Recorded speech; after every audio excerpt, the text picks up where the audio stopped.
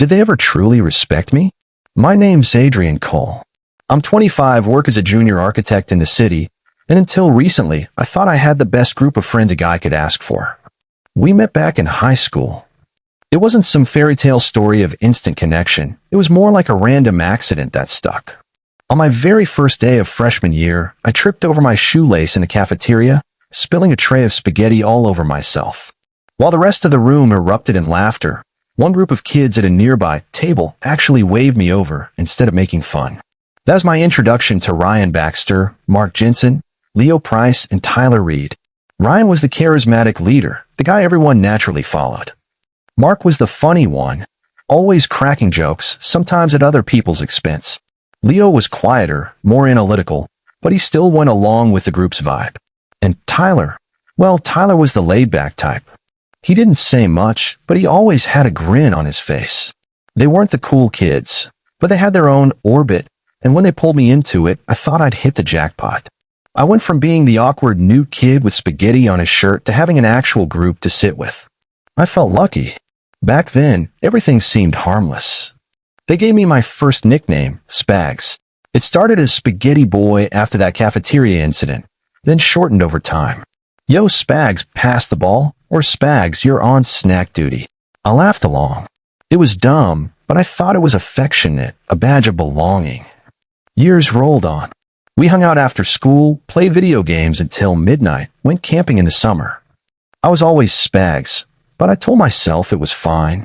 Everyone in a friend group gets a role, right? Ryan was the leader, Mark the joker, Leo the thinker, Tyler the chill one.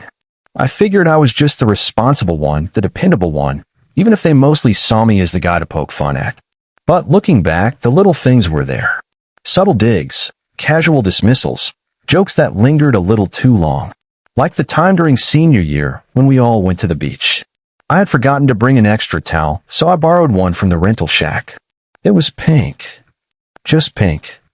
Ryan saw me carrying it and instantly shouted, "Of course Spags gets the Barbie towel."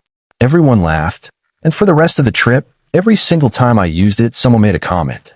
"Don't stain your towel with your mascara, Spags," or "Careful, Spags, Ken's looking for his towel." I laughed too. That's what you do, right? Laugh it off. Don't be the buzzkill. When college came, things shifted. We all went to different schools, but we stayed in touch through group chats and holiday meetups. By then, Spags wasn't just a nickname, it was an identity. They even saved my contact as Spag Spaghetti in the group chat. I thought it was funny at the time, but then little by little, I started noticing something. My stories? Always the punchline.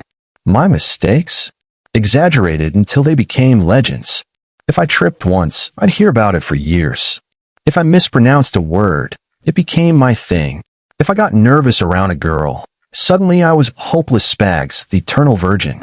I thought it was just friendly banter, but the truth is banter has limits. Banter goes both ways. With them, it was always one-sided. And I didn't notice how much it wore me down until recently. It was Ryan's 25th birthday, and we'd all gathered at his place. The drinks were flowing, the music was loud, and halfway through the night, Ryan raised his glass and said, "To Spags, the glue that holds us together." Without him, who else would we make fun of? The room exploded in laughter. I laughed too, but this time, something inside me cracked. Because the way he said it didn't sound like a joke. It sounded like the truth. That's when I started to wonder, maybe I wasn't their friend. Maybe I was just the punchline. If Chapter 1 was the setup, Chapter 2 is where the cracks started widening.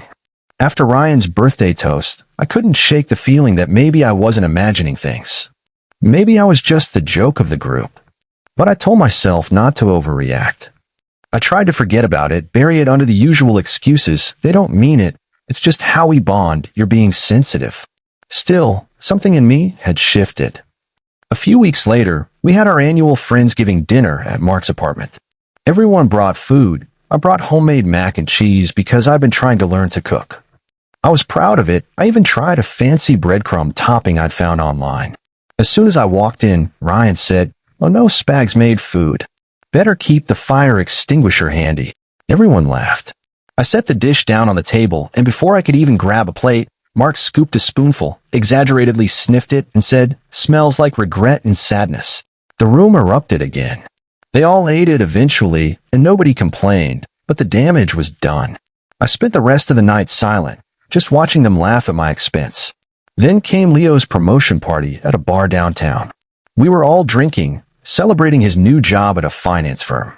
At one point, Ryan called the bartender over and said, "Get my buddy here a Shirley Temple extra cherries. He can't handle the hard stuff." The bartender actually laughed.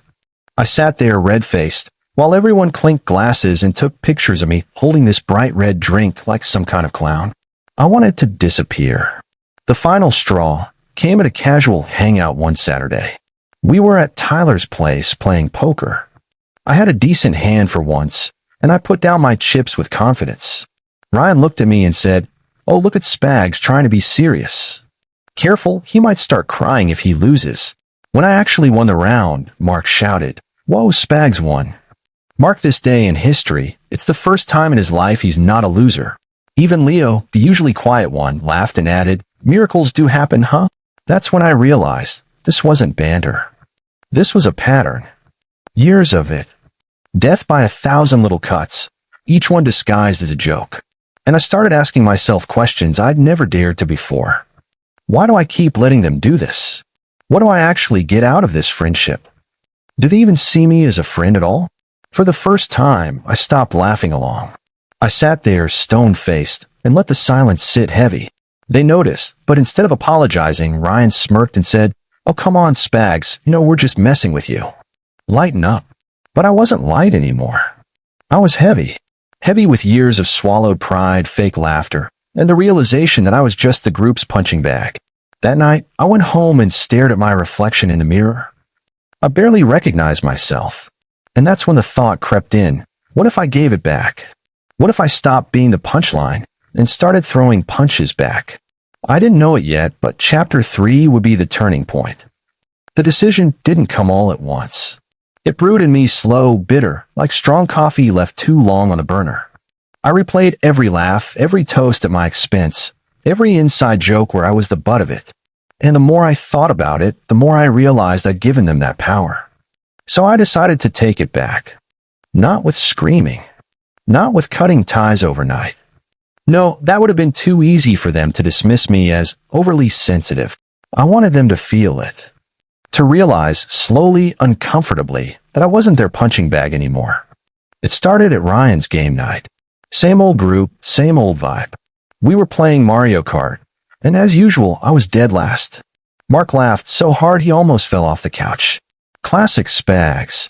Dude couldn't win even if we unplugged our controllers. Normally I'd laugh too. But this time, I tilted my head, smirked, and said, "At least I didn't lose my job for being too busy flirting with interns instead of working." The room went dead quiet. Mark's smile froze. Ryan choked on his beer. Leo actually blinked, like his brain needed time to process what I just said. Tyler let out the first laugh, an awkward, surprised burst. Then everyone else followed, but this time, it wasn't at me. It was at Mark.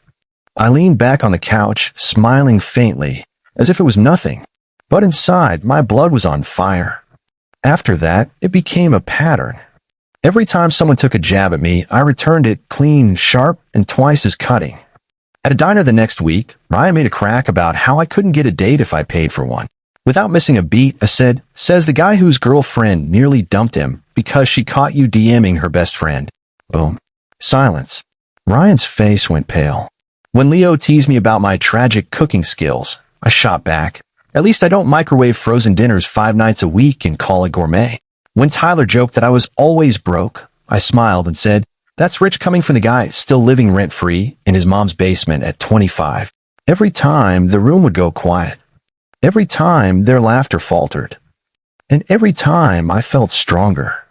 At first, they were stunned. They didn't know what to do with me anymore.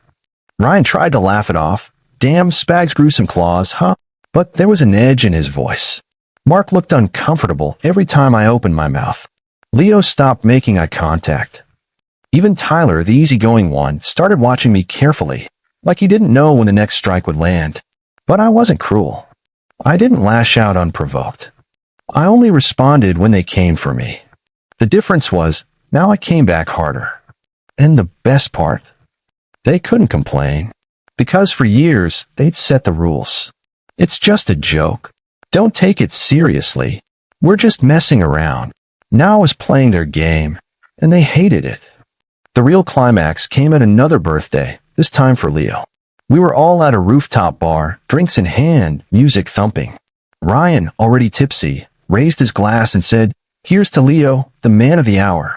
And here's to Spags, who—" I cut him off. Loud, clear, sharp. Who's the only one here with an actual career instead of daddy's money paying the bills?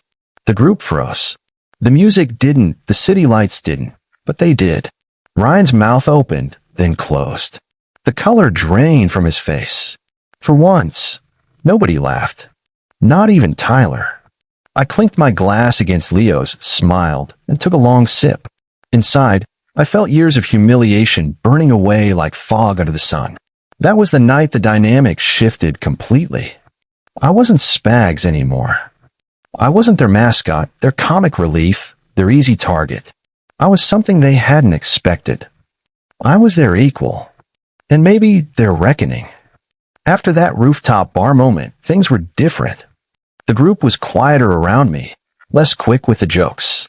They still hung out with me, but it was like the energy had shifted.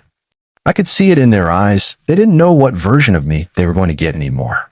The old easygoing Spags who swallowed every insult, or the new Adrian who cut like a knife. It should have felt good. And at first, it did.